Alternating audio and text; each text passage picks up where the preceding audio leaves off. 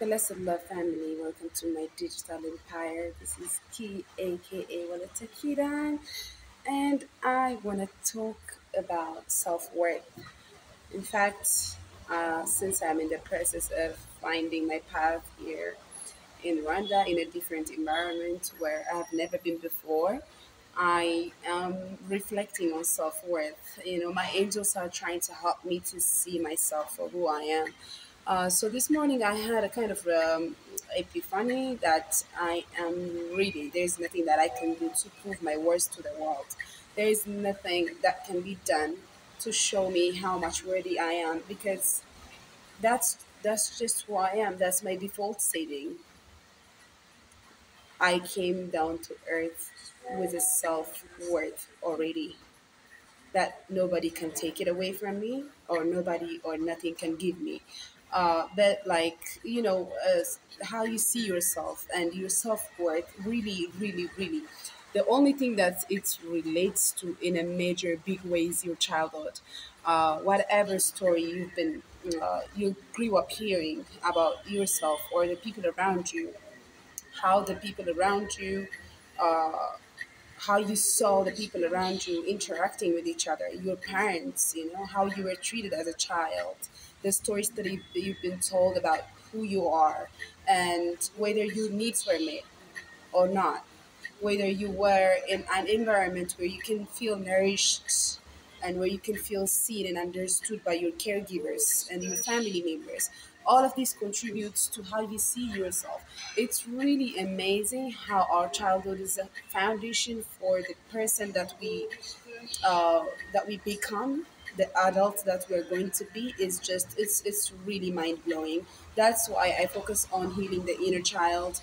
Whenever I meet strangers and we start talking about healing work, I prefer if everyone starts like with their inner child, because that's the foundation. That's where the stones are.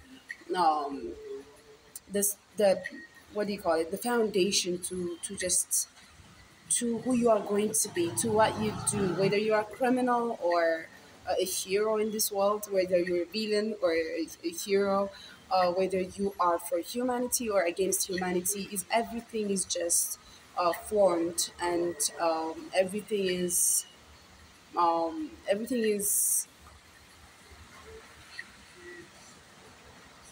predetermined. Yes, that's the word that I was looking for. Everything is predetermined in your childhood. But still, when you become spiritual, you come to a realization that anything and everything can be healed.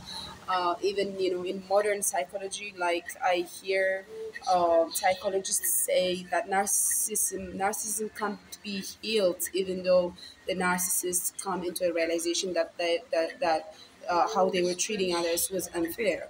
But I beg to differ, because I know the power of the mind, and as long as we have the willingness to change the circumstance in our lives, there is nothing that can stop us. So, anyways, I was born and grew up in Ethiopia, and as you can imagine, living in Africa, not so many people have everything that they need, even to survive. Most of us have been conditioned to live in a survival mode, including myself. I'm not in any way different.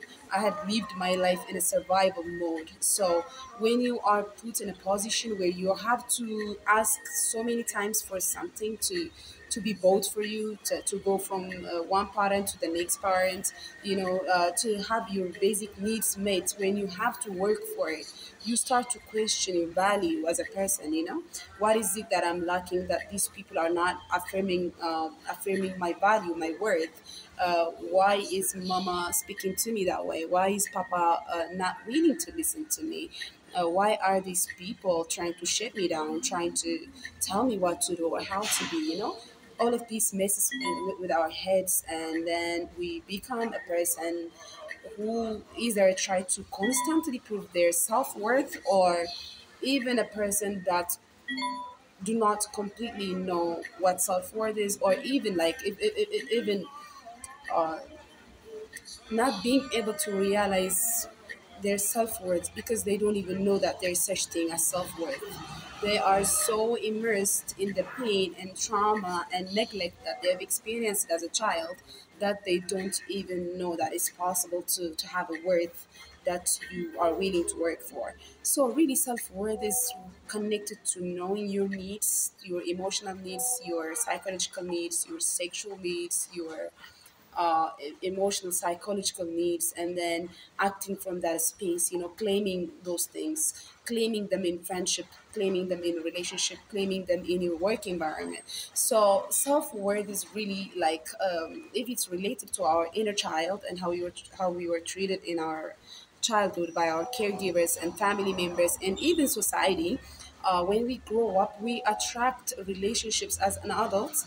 We attract relationships that are similar to in nature to the ones that we had in our childhood, that have similar frequency, because whatever we've been told as a child, whatever story we've been told, we find our identity in that. So through the attraction of toxic people, through the attraction of narcissists or the people that have narcissistic traits, through the attraction of people who are not like codependents, of course, if you have on the spectrum, if you are on the narcissist side, you also attract codependent, which is equally dysfunctional. Okay, so our relationships start to be, like unhealthy, equally unhealthy as the ones that we had in our childhood.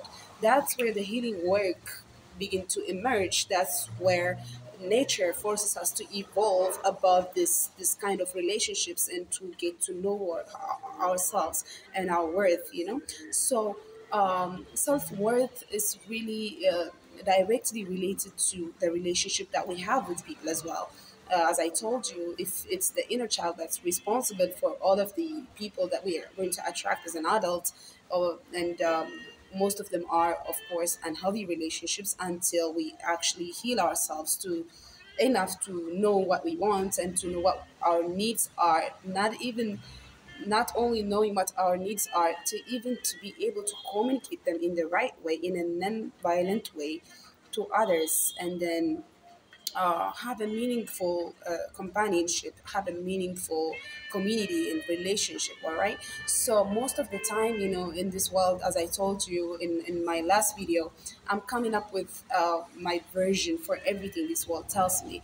And one of the things that I've realized recently is that this world is already like demonizes the narcissist. We heard a lot of discriminatory judgments towards the narcissist, as if they're like ignorant and uncaring and unloving, right? And then there's a tendency in this information. There's a tendency to set free. To set the codependent free, not holding them accountable for whatever they do. I'm a great believer that in this situation, both the codependent and the narcissist are equally dysfunctional, because in order to attract a toxic energy into your life, there has to be a certain level of toxicity inside of you as well, because the inner is not different from the outer. Whatever I'm experiencing inside of me is a manifestation of whatever I'm experiencing outside of me. When I started feeling worthy, I have attracted better relationships into my life. When I started feeling worthy, I have started attracting opportunities into my life. So I know how different it is from how I was feeling about myself in the past. You know what I mean? But in the meantime, for me, I have a codependency issues. I could say I had, because now I'm like on a full recovery phase almost. I've been working on this since like 3 years ago, and my last solid relationship I had, which lasted over a year, was with a covert narcissist who had a little bit of spiritual side, So that's like my eye opener. That relationship. That's when I was introduced to the term narcissist, and how I actually, because my both of my parents are narcissists, and grandiose and covert narcissists, of course, and that's where I found this identity had that had made me to overgive and to never really like to put up with overgiving and not caring about receiving or being seen in a certain way. I'm not a codependent anymore, but I still tolerate people to some extent. I believe in giving chances to people. I'm a forgiver, but in the meantime, I kind of understood the value and the importance in having a mutually understanding and loving a relationship. You know, it has to reciprocate. How it's a manifestation of how I see myself, how I am treated by others. You know what I mean? So it's kind of when you are in a healthy friendship, like some of them I have experienced it since I've came to Kigali, of course, it's just they kind of reprogram you to see yourself in a different light, you know? When a friend, takes you out for dinner, for example, or for people, when people approach you and to really care enough to listen to where you're coming from, when you're sharing your history and your life with them, how they look at you, how they listen to you, how they like open themselves to that interaction. It's like a mirror, you know what I mean? It shows you who you are in the inside. It tells you how much potential you have inside. So of course the people that we are surrounding ourselves with, it matters for our internal growth and external growth. You know, if we are dealing with competitive people, invasive people, you know, the people who are not ready yet to learn from us or to teach us in the right way, it pulls us down energetically, spiritually. It puts us down, and so we are not our best selves. You know, it's all about the highest possibility that we can manifest for ourselves and for others. You know, what's the highest possible relationship, romantic relationship, friendship that I can experience as a person?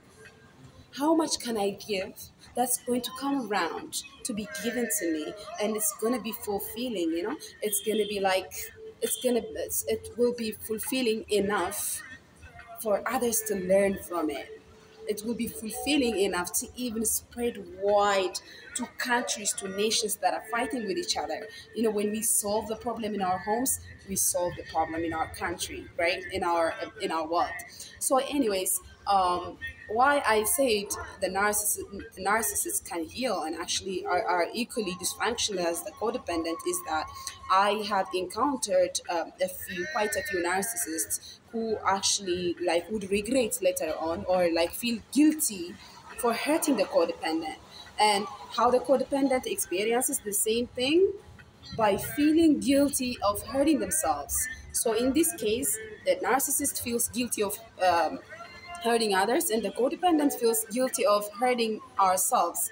And how is it? You see the connection. You see how the same, like both of them are like two sides of the same coin, and each and every one of us have actually narcissistic traits. You know, you can actually find one or two narcissistic traits in you. Well, like I don't know how that happens or why that happened, and but I know that not all of us are not free of those narcissistic traits.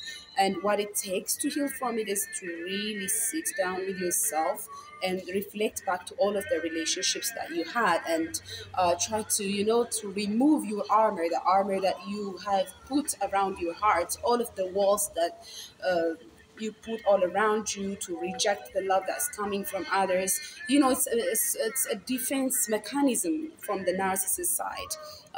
It's also related to how they are treated as a child. If they were hurt by their caregivers, if they weren't validated enough, they feel the need to prove that their sense of worth to the rest of the world by wanting to look bigger than others, like by wanting to dominate or to control a situation, right?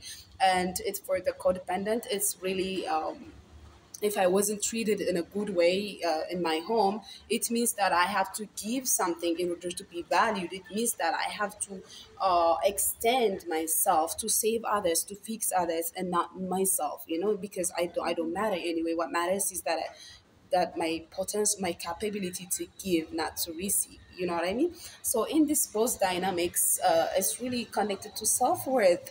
The narcissist claims to have more self worth than they normally have. You know what I mean? Not that self worth is quantifiable, but like how the narcissist seems to see themselves is as if they are more important than others, and the codependent sees themselves as if they are less important than others. And for me, the solution is it's all about like interdependence and reciprocity.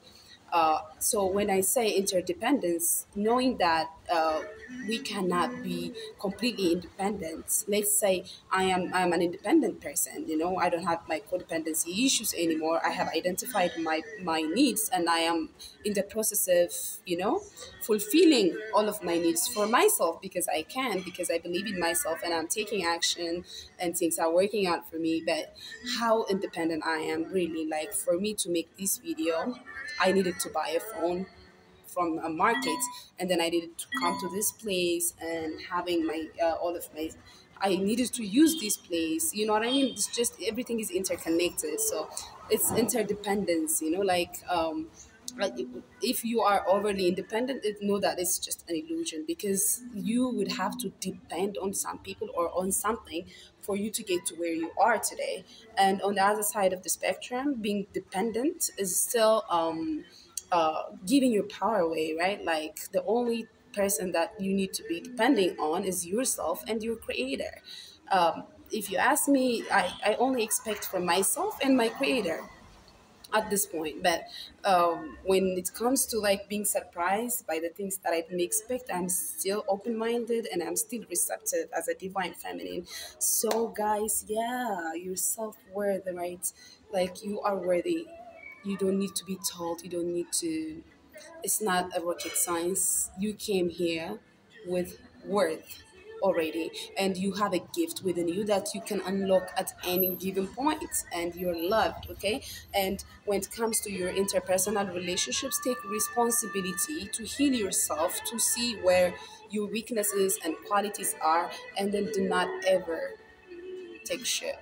Do not ever take shit. Of course, love requires a little bit of sacrifice and tolerance, but there's a limit to that too.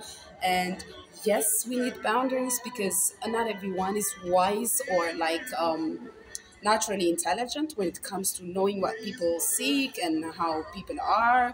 You know, like it's not everyone's cup of tea, but like we can try our best, and nobody is perfect. We all are trying our best, we all are learning and growing. So guys, you know your worth, and know your worth is already there. Love and peace, last of all, right? I and I.